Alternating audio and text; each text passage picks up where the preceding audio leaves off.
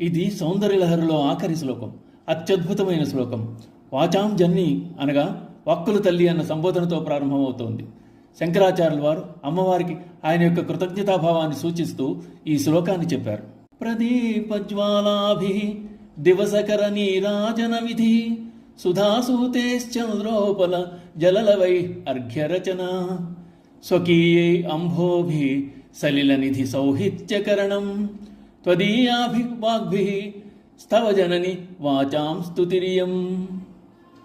పలుకుల తల్లి పార్వతి దివసకరుడైన సూర్యునికు దివిటెలతో కర్పూర హారతి ఇచ్చినట్లు, చంద్రకాంతి శిలల నుండి స్రవించు జలబిందువులతో చంద్రునికి అర్ఘ్యమిచ్చినట్లు, సముద్రునికి ఉదకదర్పణం చేసినట్లు నీ వసకనివే అయిన వాక్కులతో నా చేత ఈ నీ స్తోత్రం చేయబడుతోంది. శివశక్తి ఐక్య రూపం, అర్ధనారీశ్వర తత్వం అమ్మవారి స్వరూపం. అమ్మవారు పరాశక్తి. కేవలం అమ్మవారి కరుణ మాత్రమే స్తోత్ర రచనకు కారణమని చెప్తూ సౌందర్యలహరిని ముగిస్తున్నారు సాక్షాత్ శివస్వరూపమే ఆవిర్భవించిన ఆది శంకరాచార్యుల వారు. అమ్మవారు తనకిచ్చిన వాక్ సంపదతోనే సౌందర్యలహరి వ్రాయగలిగానని చెప్తూ అమ్మవారు తనపై చూపిన వాత్సల్యము కరుణ అపారమని, అందుచేత అమ్మకే ఈ స్తోత్రాన్ని అంకితం చేస్తున్నానని విన్నవించారు. పరమ తేజోవంతుడైన సూర్య భగవానునకు ఆయన ఇచ్చిన వెలుగుతో, ఆయన ఇచ్చిన తేజముతో దివిటీ పట్టి ఆయనకే నీరాజనం అర్పిస్తే ఎలా ఉంటుందో, అలా వాక్కుల తల్లి అయిన జనని నీవిచ్చిన వాక్కులతోనే, నీవిచ్చిన జ్ఞాన సంపదతో ఈ సౌందర్యలహరి స్తోత్రాన్ని రచించి నీకే సమర్పిస్తున్నాను.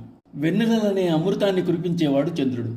చంద్రుడు ఉదయించినప్పుడు చంద్రకాంతి శిలలు కరగడం వల్ల స్రవించే నీటి బిందువులతోనే చంద్రుడికి అర్ఘ్యమివ్వడం, చంద్రుడి నుండి వచ్చింది ఆయనకే అర్పించడం వంటిది. అమ్మవారిని ఆమె ఇచ్చిన వాక్కులతో, ఆమె ఇచ్చిన జ్ఞాన సంపదతో స్తోత్రం చేయడం కూడా అటువంటిదే. సముద్రుని జలాలు సముద్రునికే అర్ఘ్యమిచ్చి ఆయనను తృప్తిపరచగలమా? జగన్మాత అయిన అమ్మవారిపై ఆమె ఇచ్చిన పలుకులతోనే స్తోత్రం చెప్పడం కూడా అటువంటిదే. ఏది ఇచ్చినా అమ్మే కదా. అది జ్ఞానమైనా, వాక్కైనా, సంపదైనా, ఆరోగ్యమైనా, ఆయుష్ అయినా అది అమ్మ అనుగ్రహమే. సృష్టిలోని సమస్త వాక్కులు అమ్మ దయవల్లనే సంభవించాయి. అందుకే అమ్మవారు వాక్కులకు తల్లి. ఆమెను మాతృకా వర్ణరూపిణి అంటోంది లలితా సహస్రం. అన్ని వాక్కులకు అమ్మవారు మాతృక. పరా పశ్యంతి మధ్యమ వైఖరి రూపంతో భాసిల్లే సమస్త వాక్కులు అమ్మ ప్రసాదమే. అమ్మవారు వాగధీశ్వరి కదా. కాబట్టి నీ దయచేతే ఈ సౌందర్యలహరి స్తోత్రం వ్రాయగలిగాను తల్లి అని చెప్తూ శంకర భగవత్పాదులు సౌందర్యలహరి స్తోత్రాన్ని ముగిస్తున్నారు. శ్రీ శంకరాచార్య కృతమైన ఈ సౌందర్యలహరిని అర్థం చేసుకోవడం, జగముల చిరునగువల పరిపాలించే జనని ఇచ్చిన గొంతుతో ఆమెను స్తుతించగలడం నా అదృష్టంగా భావిస్తున్నాను.